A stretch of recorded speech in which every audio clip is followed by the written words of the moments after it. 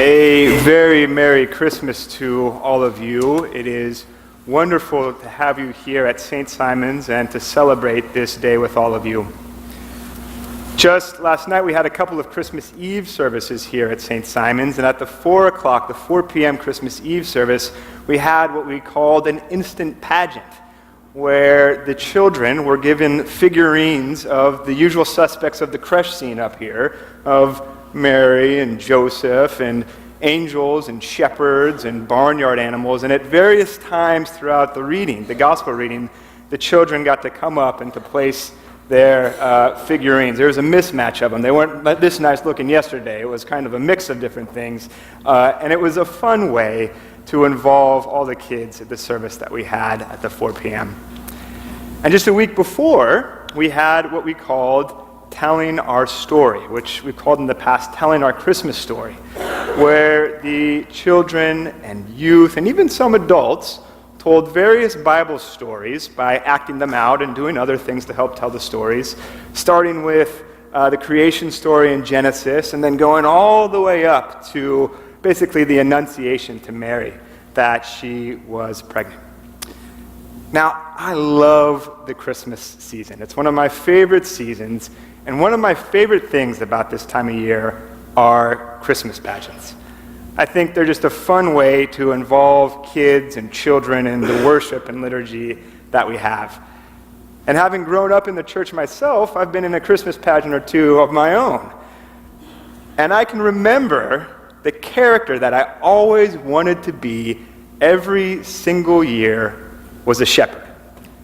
And I always wanted to be a shepherd for a couple reasons. One, the shepherds usually didn't have any speaking lines, and I didn't want to have to memorize any lines, so I like that. And two, shepherds often got to put this kind of like, cloth or hood over their head and tie it around, usually like a dish towel or something, and tie it around with a rope. And I kind of liked that. I thought it was kind of cool to do that. It made me feel like a ninja or something like that. So I thought that was really cool. I always wanted to be a shepherd. In this morning's gospel lesson, shepherds play a big role. They're the first guys that the angel goes to announce the good news of Jesus' birth.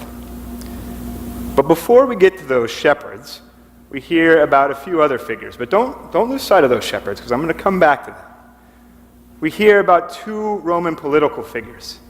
Caesar Augustus, who was the emperor of Rome at the time, the guy who we are told issued this registration, the reason why Joseph and Mary had to come down from Nazareth to Bethlehem in order to be registered. And we also hear about Quirinius, who was the military governor of Syria at this time. Now, in Luke's gospel, the author often contrasts or creates this contrast between the Roman political figures at the time and the life and the ministry of Jesus. And we see that happen even in this story, this birth story. We hear that the angels who announce the birth of Jesus, he explains that he is bringing good news of great joy. And just a couple weeks ago, I gave a sermon, and I talked about how that term, good news, is derived from the Greek word euangelion. And euangelion was the official wording used by the Roman Empire around the first century for important public announcements. So euangelion would be used to announce things like the emperor's son had gotten engaged, or euangelion would be used to announce that an important military battle had been won, or euangelion would be used to announce that there was a birth in the royal family. But today, in this morning's lesson, we hear how the angel uses that phrase, euangelion, good word, or good news, to announce the birth of Jesus, who by no means was part of that Roman political elite. There was no place for his family at the inn. When he was born, he was laid in a manger, a feeding trough for animals. So this contrast suggests that this great good news of great joy is very different from the good news of the Roman Empire, who many in the first century would have associated with guys like Caesar Augustus and Quirinius. the author of Luke is making it clear that a new kind of good news has come into the world. A good news not based on military might and Roman oppression, but a good news based on God's love and compassion made known through Jesus Christ. A good news that finds us even in the deepest, darkest parts of our lives. And this good news first announced to shepherds. Now, I don't know about you, but I've always pictured shepherds the way they look, in the Christmas cards and stained glass windows, usually looking pretty noble and calm, and usually holding like a little baby lamb or something like that. But it turns out shepherds were not at all cute and cuddly in the first century. Shepherds in the first century were the criminals and the thugs. They were the kind of guys that had done something to scandalize the community in such a way that they had to be removed from polite society and do the job that nobody wanted to do. Being a shepherd, smelling like sheep, and having to work on the outskirts of society was a mark of shame. That profession meant that everybody knew who you were and what you had done, and that you were to be avoided. So maybe I should have rethought trying to be a shepherd all these years when I was a little kid in these pageants. But we hear that it's to these shepherds that the angel first comes to announce the good news. Now, another favorite part of mine about this season are all the Christmas cards and the holiday cards you kind of get around this kind of time of year. I just love getting them. I remember when I was a kid, I used to love to rifle through all the various Christmas cards my family would get to see all the pictures of our family friends and to catch up on what people were doing and things like that. And my mom used to send out Christmas cards of our family as well, usually pictures of my brother and I in like matching jackets, looking like some awkward pose or something like that, or like a collage of some vacation or trip that we went on.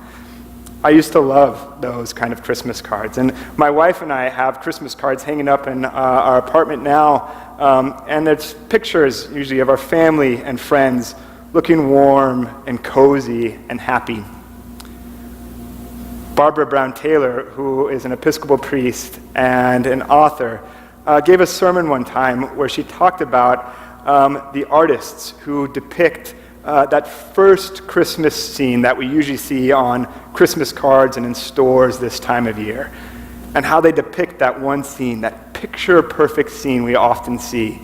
The one where it's like the stars shining nice and bright in the sky, and there's like angels singing in the rafters, and the artist has gone to great detail to paint baby Jesus, and baby Jesus' skin is soft and glowing. And the artist usually depicts that the animals are, gathered around nice and neat and looking on baby Jesus. And it's just really beautiful, picturesque first Christmas scene. And that's what we usually see on the Christmas cards and in stores this time of year. And Barbara Brown Taylor goes on to describe that 20 minutes after this picture-perfect scene that most artists capture for the Christmas cards, she says, the star begins to fade away, and the singing from the angels in the rafters dies down and they disappear.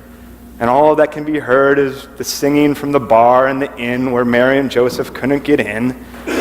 She says one of the cows accidentally steps on one of the chickens and it makes this loud shrieking noise which causes baby Jesus to start to wail and cry. And then Mary herself, a young girl, begins to weep. She's far away from home, and all she wants is her mom. And Joseph, poor Joseph, tries to comfort her in the midst of the cold, dark night. And in the midst of all of it, Barbara Brown Taylor explains, God was still there. In the picture-perfect moments, and even in, and especially in, those most difficult moments of our lives. We hear this morning how the angel announces a new kind of good news to the least likely figures, the shepherds, the criminals, and the thugs, and the darkness of the cold night.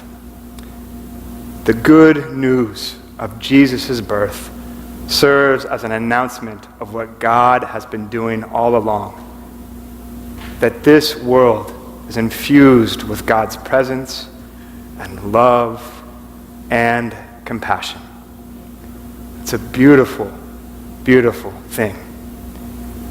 In the picture-perfect moments, and even in the shadows of this world and the darkness of the human night, God is with us. And that, my friends, is worth celebrating today and always. Amen.